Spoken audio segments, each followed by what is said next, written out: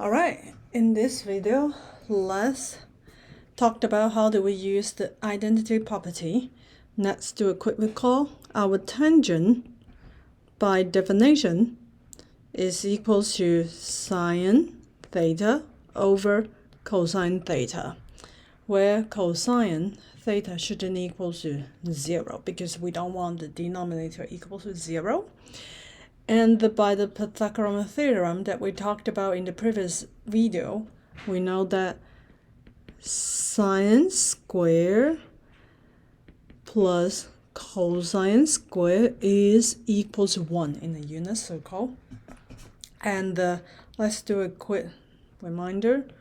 Sine square, we can write it in this way. They mean the same thing, means you square the whole function. Okay. Now, this is our first property. We will have another two property is derivative from this one property. So how do we do that? What happened to our first property if we divided both sides by cosine square? Now, let's take a look. Sine square plus cosine square equals 1. Now, we divided cosine square on both sides.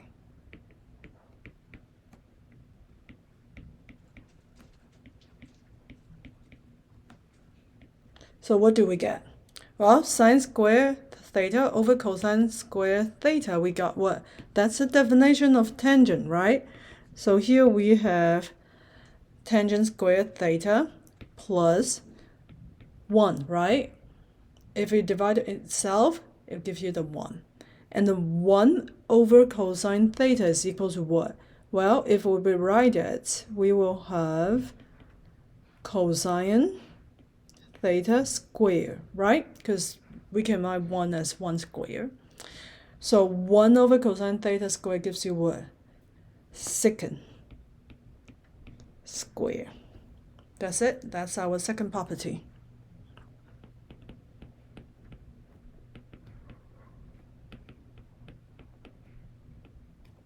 Now, similarly, if we instead of divided by cosine square, now let's try to divide it by sine square. What happens to 1 if we divide it by sine square theta? So, definition of the Pythagorean property, we have sine squared theta plus cosine squared theta equals 1. Now, we divided sine square theta on both sides. The first one is equal to 1 plus cosine over sine gives you what? The reciprocal of tangent, right? Which is cotangent, correct? And the 1 over sine, which is cosecant, and then don't forget the square. So here is our third property, which is 1 plus cotangent theta equals to cosecant theta. Is that cosecant? Yes, it's cosecant. See, even for me, I don't remember the second and the third one. As long as I remember the first one, then I can get the second and third one. So during the test, because I don't want you to memorize lots of things. I want you to know where does the formula come from so that you can get it by yourself instead of memorize all these three formula. Okay, all of these three forms, they are just three forms of the Pythagorean identity.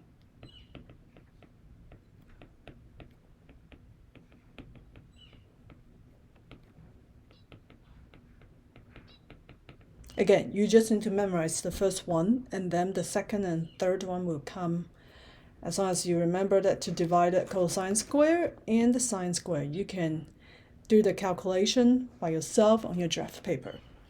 Okay, So now let's simplify it. First, let's simplify secant theta over tangent theta. Okay, secant theta over tangent theta. So the trick is, the first thing you want to do is try to get it close to sine and cosine, because that is the first degree. I would say this is the first degree of definition. And then after the sine cosine, we're trying to get to the tangent, and then to the reciprocal function, which is secant, cosecant, and the cotangent. All right. So the first thing is secant. How can we write it into this cosine or sine function? Secant is the reciprocal function of cosine. So we can write it as 1 over cosine theta.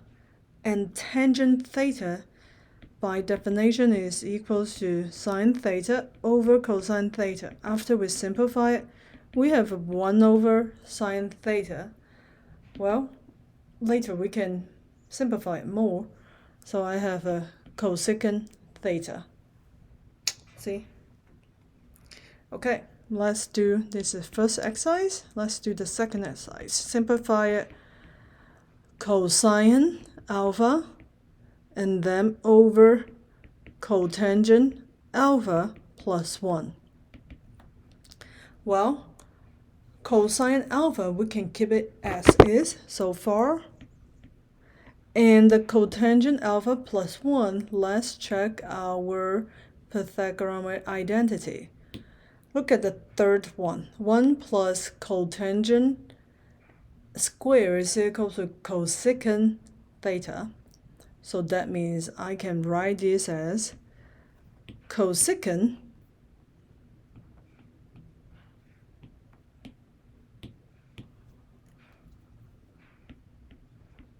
square alpha. And then the next is we want to write cosecant into sine, 1 over sine square. So simplify it, we flip it, which is equal to cosine alpha times sine square alpha. So let's simplify it. Another application for this identity, Pythagorean identity, is to find the value of the function.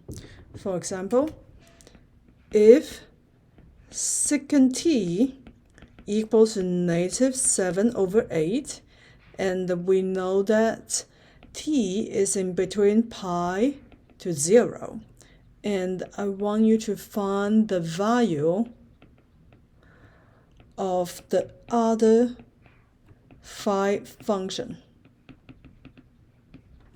Okay. First of all, we want to locate where is the secant t is. So secant, by definition, is equal to 1 over cosine, and this is a negative. Since secant is negative, that tells me what? That means our cosine is going to be a negative number. Okay, now let's draw a coordinate plane.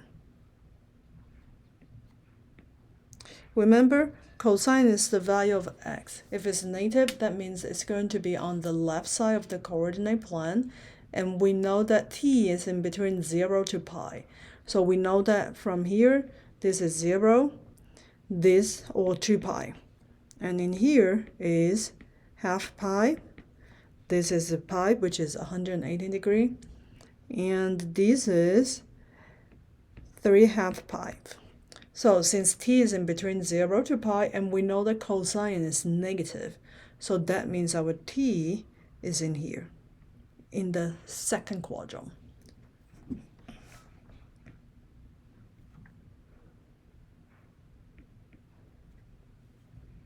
Okay? All right. So that's very important. Why is that? Because knowing where is the quadrant is, we know what is the sign for each value of the function. So we can label it in here since t is in our second quadrant. So that means our sine t is going to be a positive number. Cosine will be negative. Tangent is what? Our sine over cosine. So that means you have a positive number over a negative number. Your value should be a negative number. And then if we know sine and cosine, we will know our cosecant, which is going to be a positive number because it's a reciprocal of the sine. That means your sign won't change. Secant will be a negative number, and the cotangent also will be a negative number. So keep that in mind because that's very important later when we find out the value. Okay, now first, secant is equal to negative 17 over 8. What do we find first? Secant is the reciprocal function of cosine. So that means we can find cosine. So cosine t is equal to 1 over our secant t, which is the reciprocal, which is gives you negative 8 over 17. So we found our cosine. Okay. If we know cosine, we will know sine. Why is that? Because we have sine square plus cosine square equals to 1, right? Then we can solve it by substitute negative 8 over 17 square equals to 1. So I have minus the square on both sides. I have sine squared t equals to 1 minus 64 over 289. And this is equal to 225 over 289. But remember, this is sine squared equals to 225 over 289. We want to find the value of sine, not sine squared. That means we need to take square root on both sides. Then we have square root of 225 over 289. When we take in the square root, remember that you will have a positive and negative answer. So how do we determine whether sine is positive or negative? Now, let's get back here. That's why we need to determine the sign first when we start in this, so that we can drop the negative sign. So our sine t is equal to the positive square root of 225 over 289, which is, simplify it, get rid of the square root, we have 15 over 17. So that's our sine t. So now we have cosine t and sine t. So the next thing we will get is tangent t, right? Tangent is equal to sine over cosine.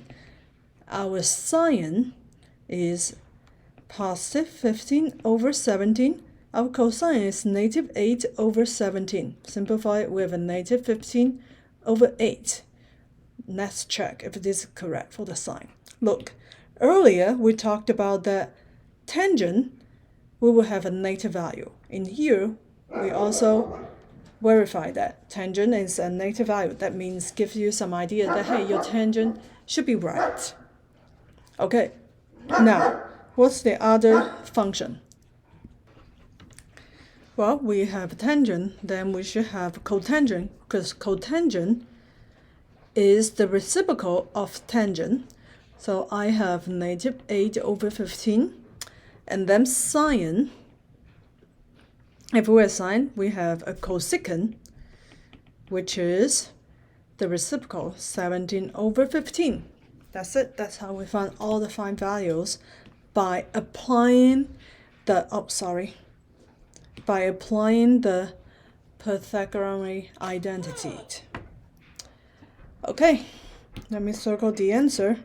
We have sine equal to this, secant, cosecant, tangent, and cosine. That's it for this video. Let me know if you have other questions.